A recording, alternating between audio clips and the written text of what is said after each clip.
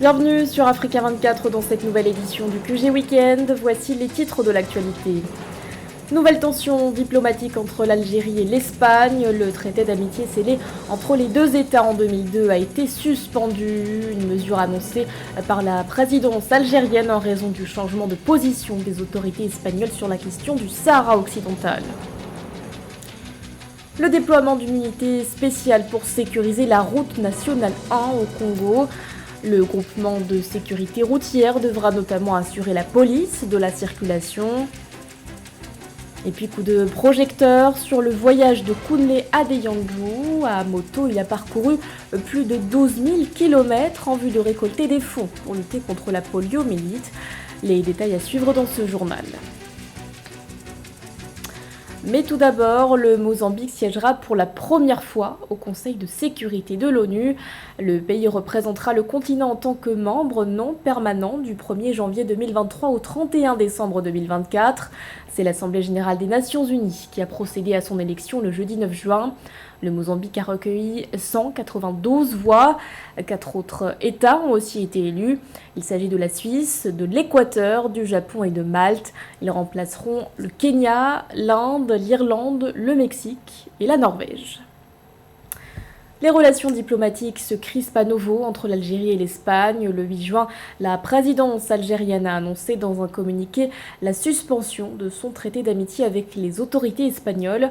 Conclu en 2002, ce document prévoyait une coopération renforcée entre les deux États, notamment dans le domaine économique.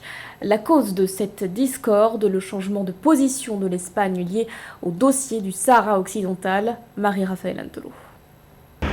L'Algérie a annoncé le 8 juin 2022 la suspension immédiate de son traité d'amitié avec le Royaume d'Espagne. Ce traité conclu le 8 octobre 2002 comprenait l'établissement de relations de bon voisinage et de coopération sur plusieurs axes stratégiques entre les deux pays.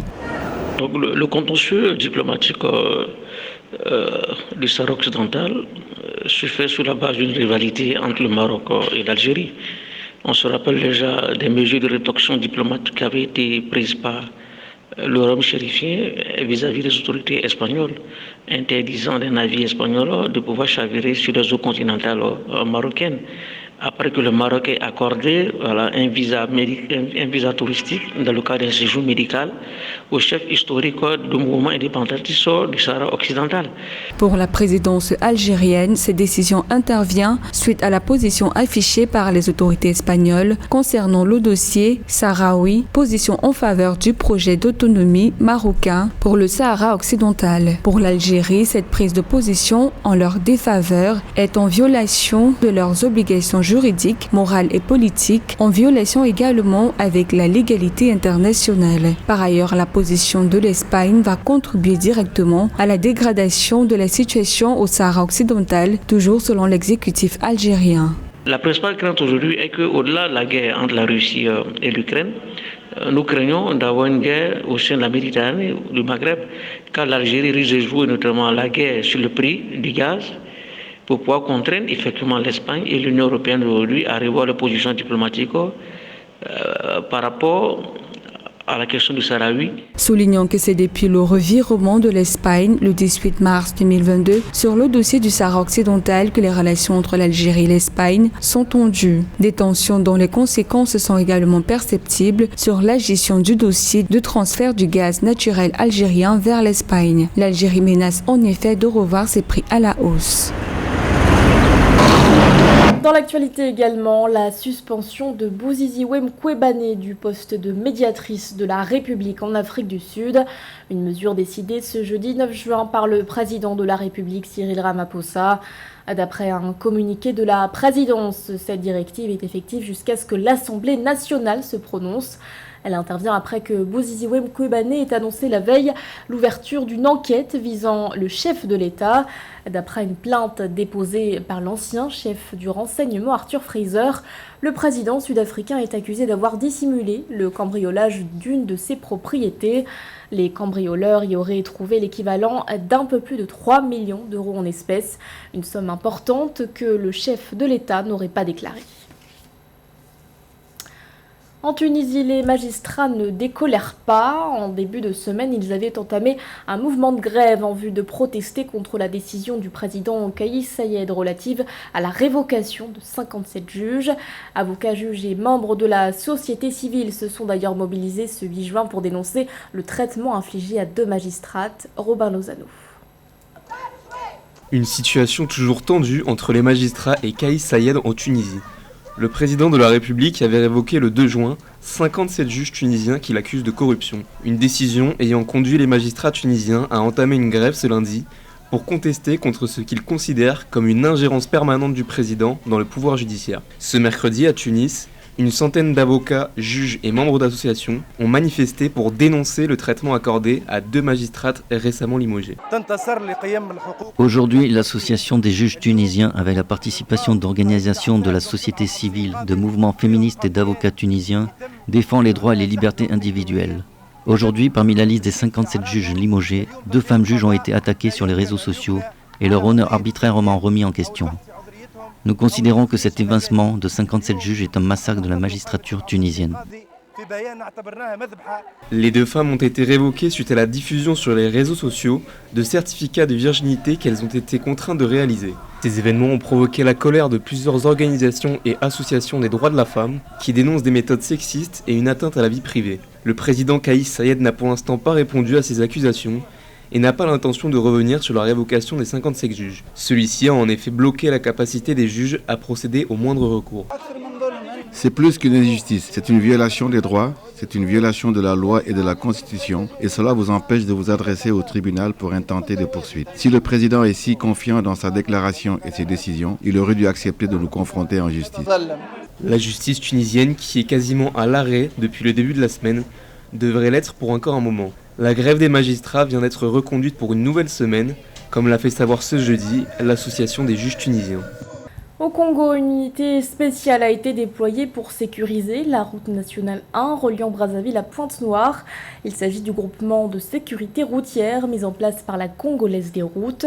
Composé de gendarmes et de pompiers, il aura notamment pour mission d'assurer la protection des personnes et de l'environnement ou encore de lutter contre la criminalité. Reportage de notre correspondant Neva Panzou. Afin de mener sa mission sur la route nationale numéro 1 reliant les villes de Pointe-Noire et Brazzaville, le groupement de sécurité routière mis en place ce jeudi 9 juin 2022 par la Congolaise des routes, la gendarmerie nationale et les sapeurs-pompiers a été doté des ressources nécessaires. Des lieux de casernement à Mayama, Madingu, Dolizi et Mbundi, 4 véhicules de patrouille et d'intervention, une ambulance avec kit médical, 6 motos de 650 mètres cubes et bien plus. Le pays entier attend de vous d'être rigoureux, droit, vigilant et attaché au devoir de compte rendu à l'autorité supérieure. Pour autant, il vous faut lever toute barrière tarifaire sur la route et proscrire la logique d'une verbalisation tracassière et intéressée. La protection des personnes, des biens et de l'environnement, le secours et l'assistance aux usagers en assurant la sécurité physique de l'infrastructure routière et des personnels d'exploitation du concessionnaire avec ses sous-traitants en service sont entre autres les missions du groupement de sécurité routière. En 2021, la Congolaise des routes a déploré 58 morts et 313 blessés. Et près de 8 fois sur 10, il s'agit d'un véhicule seul en excès de vitesse, en mauvais état ou une mauvaise utilisation des freins. Je lance l'appel vif aux transporteurs, notamment qui sont sous notre contrôle, de respecter la route et de respecter ce groupement de sécurité routière. D'ailleurs, nous-mêmes, nous sommes les ambassadeurs de la sécurité routière. Nous avons subi la première formation à Hawaï. Donc c'est notre mission. De notre côté, nous allons nous déployer dans le cadre de la sensibilisation. C'est depuis le 18 septembre 2019 que la Gendarmerie nationale, la sécurité civile et la Congolaise des routes ont signé un protocole de coopération qui donne un cadre de régulation à la circulation et à la sécurité routière sur la route nationale numéro 1.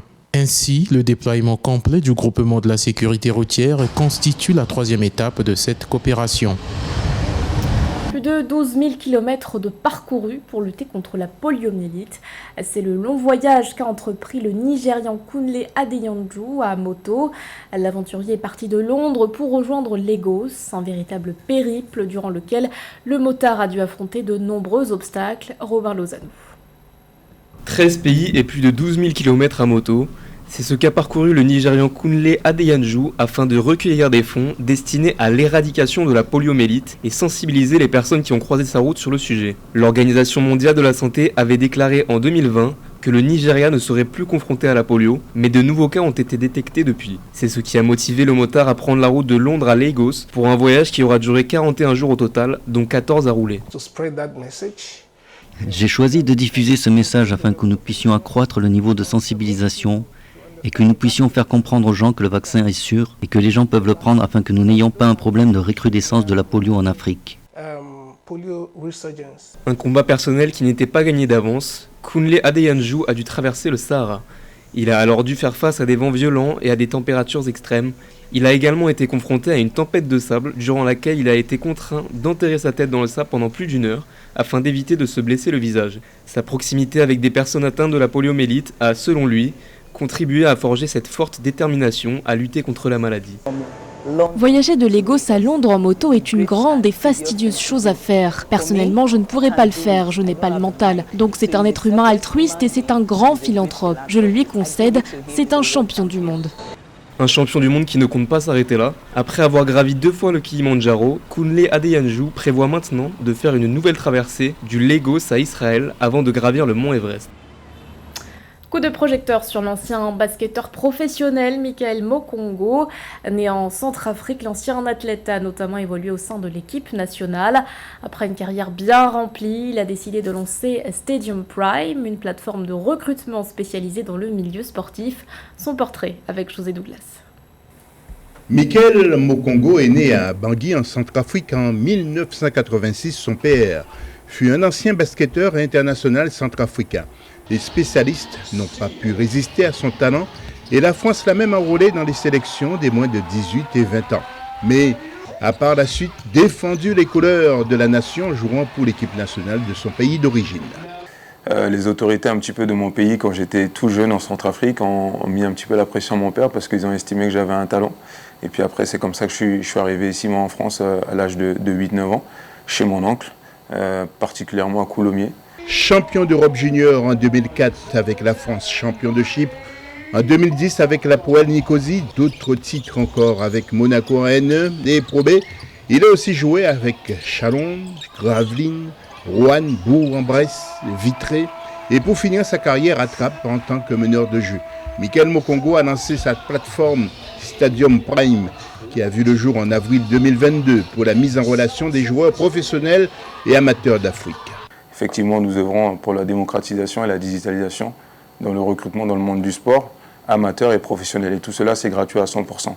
Et donc, ça, c'est une plateforme aujourd'hui, quand on regarde le contexte sociétal, l'évolution en fait, de la technologie suite à le confinement où nous avons traversé des moments difficiles, c'est une plateforme qui permet justement de centrer tout cela. Vous allez sur cette plateforme, vous avez une partie pour le basketball aujourd'hui et une partie pour le football. Michael Mokongo aura l'occasion de s'exprimer lors du salon After Sport à Paris le mardi 14 juin à l'initiative de la franco-camerounaise Pauline Ekambi, ex-basketteuse aussi.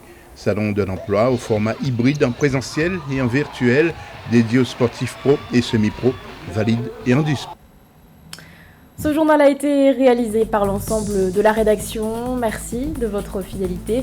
L'actualité continue sur Africa 24.